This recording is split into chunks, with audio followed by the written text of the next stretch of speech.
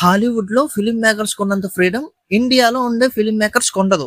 ఎందుకంటే ఇక్కడ censor board చాలా స్ట్రిక్ట్ గా ఉంటది అండ్ రూల్స్ కల్చర్ వీటికి స్పెషల్ కేటగిరీ ఉంటది. సో ఎవరు సినిమాలు తీసినా ఈ కండిషన్స్ కి లోబడి సినిమా తీస్తే ఓకే, లేకపోతే ఆ ఫిల్మ్ మేకర్స్ చాలా ప్రాబ్లమ్స్ ఎదుర్కోవాల్సి వస్తుంది. బట్ కొంతమంది ఫిల్మ్ మేకర్స్ ఈ సెన్సార్ బోర్డ్ ని పక్కన పెట్టి వాళ్ళు ఏం చెప్పాలనుకుంటున్నారు, ఎటువంటి డేరింగ్ అండ్ బోల్డ్ స్టెప్ వేయబోతున్నారు ఆ సినిమాతో అనేది కంప్లీట్ గా వాళ్ళ పాయింట్ ఆఫ్ వ్యూ ని తీయడం జరిగింది. అది చూసిన సెన్సార్ బోర్డ్ ఆ సినిమాలో ఉన్న బోల్డ్నెస్ ని అస్సలు జనాలు ఎట్టి పరిస్థితుల్లోనూ చూడకూడదని కొన్ని సీన్స్ ని నిర్దాక్షిణ్యంగా కట్ చేసి పడేస్తే మరికొన్ని సినిమాల్ని ఏకంగా బ్యాన్ చేసి పడేశారు. సో అంత డేరింగ్ గా ఫిల్మ్ మేకర్ ఏం చెప్పాలనుకున్నాడు, ఆ సినిమాలో ఎందుకు ఆ సీన్స్ అంత బోల్డ్ గా తీసాడన్నది ఈ వీడియోలో మనం క్లియర్ గా డిస్కస్ చేసుకుందాం. వీడియోలోకి వెళ్ళే ముందుగా మీరు ఇంకా మా ఛానల్ ని సబ్స్క్రైబ్ చేయకపోతే ఒకసారి చెక్అవుట్ చేయండి, నచ్చితే మాత్రం సబ్స్క్రైబ్ చేసుకోండి.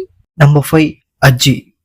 ఒక 10 years పాప, ఏం తెలియని వయసు, ఒక దుర్మార్గుడు వచ్చి ఆ అమ్మాయిని లైంగికంగా ఇబ్బంది పెట్టి ఒక ట్రామాకి గురి చేస్తాడు. అయినప్పటికీ కూడా వాడికి ఏ శిక్ష పడదు, ఎందుకంటే వాడు ఒక హైలీ ఇన్ఫ్లుయెన్షియల్ పర్సన్ యొక్క కొడుకు కాబట్టి. ఇదంతా చూసిన ఆ పాప యొక్క అమ్మమ్మ, మన దగ్గర న్యాయం జరగాలంటే ఒకటి డబ్బైనా ఉండాలి, లేకపోతే పవర్ అయినా ఉండాలి. ఈ రెండు లేకపోతే మనకు న్యాయం జరగడం అనేది ఇంపాసిబుల్ అని గ్రహించి వాడి మీద రివెంజ్ ఎలా తీర్చుకుంది అన్నది ఈ సినిమా. ఇదే పాయింట్ ని సినిమాలో చాలా రియలిస్టిక్ గా చాలా బోల్డ్ గా చూపిస్తారు. ఎంతలా అంటే ఆ చిన్నపిల్ల రేపు గురైన సీన్స్ ఏమి చూపించరు, కానీ దాని తర్వాత ఆ పాప ఎటువంటి డ్రామా తీసుకుంది అన్న సీన్స్ చాలా డిస్టర్బింగ్ గా ఉంటాయి. అండ్ ఆ రేప్ చేసిన వాడు ఎంత దుర్మార్గుడు అని చూపించడానికి సినిమాలో ఒక సీన్ ఉంటదన్నమాట. అంటే ఒక ఆడబొమ్మ చూసిన వదలని వ్యక్తి 10 years పాపని ఎలా వదులుతాడు, అంత దారుణమైన మైండ్ సెట్ ఆడదని చూపించే సీన్స్ ఉంటాయి. అవి చాలా బోల్డ్ ఉంటాయి. అట్ ది సేమ్ టైం ఆ పాప యొక్క అమ్మమ్మ వాడి మీద రివెంజ్ తీర్చుకోవడానికి ఒక సెక్స్ వర్కర్ లా రెడీ అయ్యి వాడి దగ్గరికి వెళ్తుంది. ఇప్పుడు వాడిని హింసించే విధానం కానీ వాడిని చంపే విధానం కానీ ఆ సీన్స్ చూడడానికి చాలా ఇబ్బందికరంగా ఉంటాయి. ఇలా ప్రెసెంట్ వ్యవస్థలో జరుగుతున్న కొన్ని లోపాలని డైరెక్టర్ ఎత్తి చూపే ప్రయత్నం చేశాడు, అది కూడా చాలా రియలిస్టిక్ వేలో. బట్ సెన్సార్ బోర్డ్ ఈ సినిమా చూసిన తర్వాత సినిమాలో చాలా కట్స్ చెప్పి ఈ సినిమా రియాలిటీకి చాలా దూరంగా హింసను ప్రేరేపించే విధంగా ఉందని కంప్లీట్ గా ఈ సినిమాలో చాలా సీన్స్ ని నిర్దాక్షిణ్యంగా తీసేయండి లేకపోతే మీకు సెన్సార్ అవ్వమని చెప్పడంతో ఈ సినిమాలో చాలా షార్ట్స్ ని లేపడం జరిగింది. Number 4 Hollywood. చిన్ననాటి నుంచి ఇద్దరు అమ్మాయిలు చాలా స్నేహభావంతో మెలుగుతారు. పోతే పెద్ద అయిన తర్వాత ఒక అమ్మాయి వేరొకరిని పెళ్లి చేసుకుని ఆ భర్తతో హ్యాపీ లేక అసలు అన్ఇంట్రెస్టింగ్ గా లైఫ్ ని లీడ్ చేస్తూ ఉంటది.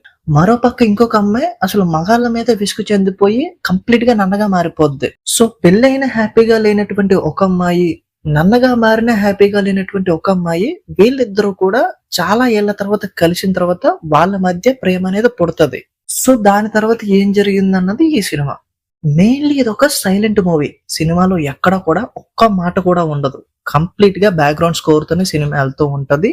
ఆల్రెడీ ఇది ఒక సైలెంట్ మూవీ, దానికి తోడు డైరెక్టర్ ఇంకో అడుగు ముందుకేసి ఇద్దరు అమ్మాయిల ప్రేమ కథ చెప్పాలనుకుంటున్నారు. అంటే మోస్ట్ ఆఫ్ పీపుల్ అబ్జెక్ట్ చేసే ఒక విషయాన్ని చాలా బోల్డ్ గా డేరింగ్ గా చెప్పాలనుకుంటున్నాడు. దాని గురించి సినిమాలో కొన్ని సీన్స్ ని చాలా రాగా పిక్చరైజ్ చేస్తాడు. తన భర్త భార్యతో ఏ విధమైన కన్వర్సేషన్ ఉండదు, జస్ట్ తన భార్య ఆడుకోక సెక్స్ డాల్. ఆ విషయాన్ని గుర్తించిన ఆ అమ్మాయి చాలా బాధపడుతూ ఉంటది. ఇదంతా కూడా కొంచెం బోల్డ్ గాను అండ్ కొంచెం డిస్టర్బింగ్ గానే చూపిస్తారు. దాని తర్వాత ఆ ఇద్దరు అమ్మాయిల మధ్య ప్రేమని, వాళ్ళు రొమాంటిక్ గా ఉండే సన్నివేశాలని చాలా బోల్డ్ గాను రాగాను సినిమాలో చూపించడం వల్ల చాలా పెద్ద కాంట్రవర్సీకి లేవనెత్తింది ఈ సినిమా. ఫస్ట్లీ ఇది ఒక స్వలింగ ప్రేమ కథ, కాకపోతే క్రైస్తవ మత సంస్థల నుంచి తీవ్ర వ్యతిరేకత వచ్చింది. మతాన్ని శృంగారాన్ని కలిపి చూపించడం మనోభావాలను దెబ్బతీస్తుందని ఆరోపణలు రావడంతో ఇందులో ఉన్న శృంగార సన్నివేశాలు సెన్సార్ బోర్డు దృష్టిలో చాలా అభ్యంతరంగా మారాయి. కాకపోతే ఈ సినిమా డైరెక్ట్ ఓటీటీ మూవీ అవడం వల్ల పెద్దగా కట్స్ అయితే చేయలేదు. నంబర్ 3 మడాతి. వన్నర్ అనే దళిత ఉపకులానికి చెందిన ఒక బాలిక కథ. అంటరానితనం, కుల వివక్షత, పురుషాధిక్య సమాజంలో ఆమె పడే బాధలు, చివరికి ఒక సంఘటన వల్ల బలైపోయి ఒక దేవతగా ఎలా మారిందో ఈ సినిమాలో మనం చూడొచ్చు. బేసికల్లీ ఈ సినిమాలో ఒక అమ్మాయి ఉంటది. ఆ అమ్మాయి ఊర్లోకి ఎలా లేదనమాట, ఎందుకంటే ఆ అమ్మాయి తక్కువ కాస్ట్ కి చెందింది కాబట్టి. పోతే ఈ అమ్మాయి పని ఏంటి, ఊర్లో ఎవరికైనా పీరియడ్స్ వచ్చినా లేకపోతే ఎవరైనా చనిపోయినా ఆ బట్టలు ఉతుకుతారు కదా, వీళ్ళు తక్కువ కులం వాళ్ళు కాబట్టి వీళ్ళని టచ్ చేయడం పక్కన ఉంచండి, చూస్తేనే మహాపాపం అన్నట్టు ఆ ఊర్లో ఎవరికి కనబడకుండా ఆ అమ్మాయి తిరుగుతూ ఉంటదన్నమాట. బట్ ఒకానొక టైంలో పెద్ద కులానికి చెందినటువంటి కొంతమంది వ్యక్తులు ఈ అమ్మాయి మీద లైంగిక దాడి చేయడం వల్ల ఆ అమ్మాయి చనిపోద్ది. పోతే దాని తర్వాత వాళ్ళ ఇంట్లో ఒకరి తర్వాత ఒకరు అనారోగ్యం పాలవడంతో ఇదంతా కూడా మనం చంపిన అమ్మాయి వల్లనే, ఆ అమ్మాయి శాపం మన కుటుంబానికి తగిలేసింది కాబట్టి ఇలా అందరం కూడా అనారోగ్యానికి గురవుతున్నామని ఏ అమ్మాయి అయితే మన కుటుంబానికి శాపం ఇచ్చిందో ఆ అమ్మాయి మన కుటుంబాన్ని కాపాడుతుంది అన్న ఐడియాతో ఊరికి దేవతం చేసేస్తారు. ప్రతి తమిళ సినిమాలో ఈ ఆపరేషన్ డిప్రెషన్ సినిమాలో కామనే. ఈ సినిమాలో ఆ పాయింట్ ని చూపించే విధానం కంప్లీట్ గా వేరుగా ఉంటది.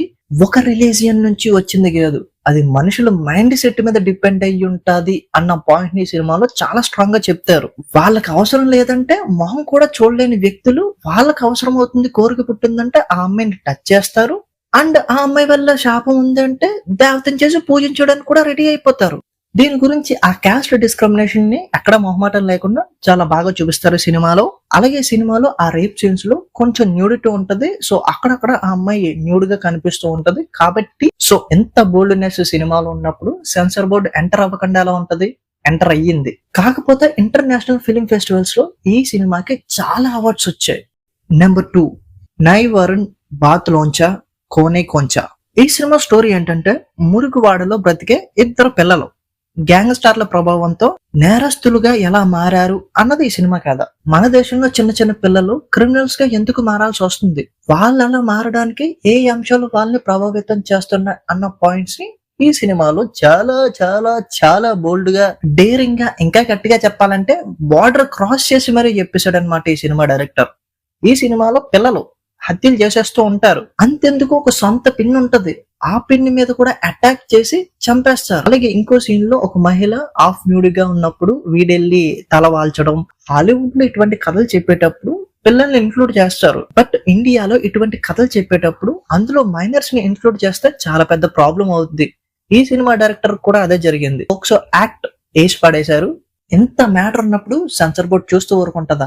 సినిమాలో ఉన్న ఆల్మోస్ట్ ఇటువంటి షార్ట్స్ అన్నిటిని కూడా ఫటాఫటామని కట్ చేసి లేపి పడేసింది. కాకపోతే సెన్సార్ కి పంపించే కాపీ ఏదైతే ఉందో అన్ఎడిటెడ్ వర్షన్, అది ఆన్లైన్ లో లీక్ అయిపోవడం వల్ల అది చాలా వరకు స్ప్రెడ్ అయిపోయి అందులో ఉన్న సీన్స్ చాలా మంది చూసేయడం జరిగింది. ఇంకా ఫైనల్లీ నెంబర్ 1 బిర్యానీ. ఈ సినిమాలో హీరోయిన్ ఒక ముస్లిం యువతి. తన బ్రదర్ ఒక టెర్రరిస్ట్ అవ్వడం వల్ల తనని ఆ ఊర్లో ఉన్న వాళ్ళు ఇబ్బంది పెట్టడమే కాదు, ఏకంగా ఆ మత పెద్దలందరూ కలిసి తన భర్తని తన నుంచి దూరం చేసేస్తారు, విడాకులు ఇప్పించేస్తారు. దాని తర్వాత ఎవరితోని పోరాడలేని ఒక ఒంటరి మహిళ ఎటువంటి దారి ఎంచుకుంది, ఆ దారిలో ఏం జరిగింది అన్నదే ఈ సినిమా కథ. సినిమాలో చాలా న్యూడ్ సీన్స్ ఉంటాయి.